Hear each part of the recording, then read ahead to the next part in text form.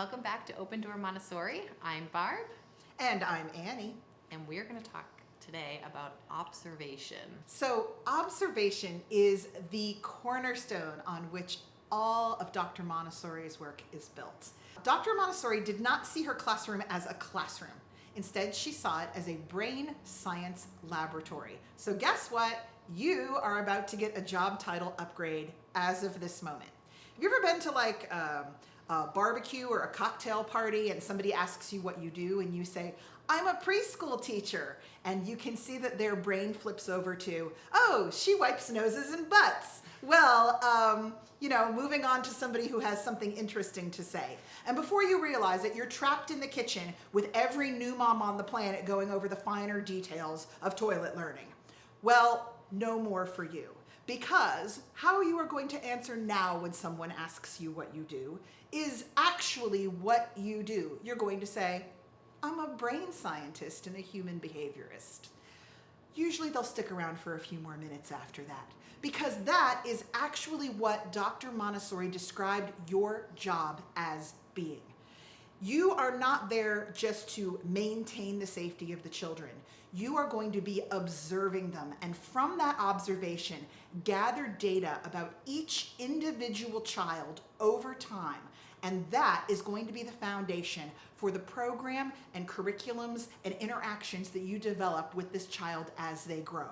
That is how you are going to tailor make the program to them.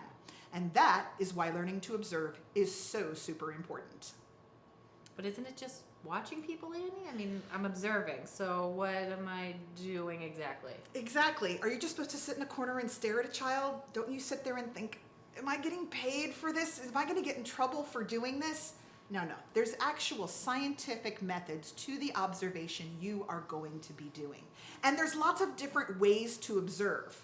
And then once you gather that data from looking at that child over time, you're going to take time out to sit down and look at the data you've collected and try to figure out what is needed and where you should go next. One of the reasons why learning to observe impartially is so important in Montessori is due to something that we all have as human beings called confirmation bias. Here's what confirmation bias is. Your brain, as a normally functioning human brain, wants to make connections between things. And so what it tends to do is form a hypothesis, and then as it gathers more information, tends to want to filter out things that don't support that original hypothesis. Unfortunately, that original hypothesis may not be correct. For example, imagine I've got a little child named Ben in my classroom, and I turn around one day and see that Ben is eating all of the crackers off of everybody else's plate at snack. I'm going to automatically form a hypothesis in my head. Maybe Ben is greedy and he likes to get in other child's spaces. That's one thing it could be. Could be a bunch of other things too. But then, if I haven't been observing Ben regularly to see what's going on, I'm going to continue to form that picture in my mind of who this child is. If I was sitting back and watching him without judgment over a long period of time, I might see that in fact, Ben wasn't grabbing the crackers off other people's plate. He was practicing farming out crackers to other people and then taking them back so he could do them again. And in fact, it was a game everybody was in on, and there was no malice intended. If I don't take the time to sit and watch little Ben at snack time over a period of days, then I'm never going to get the information as to what's actually going on with a child.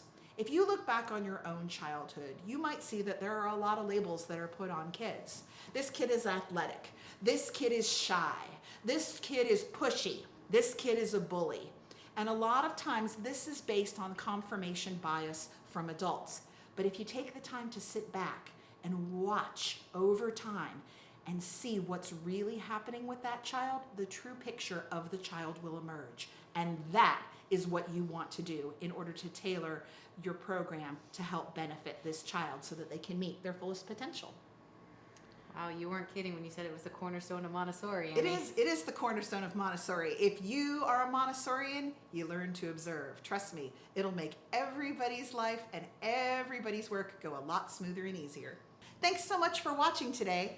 For more information, please go to opendoormontessori.com. Thanks, Barb. Thanks, Annie.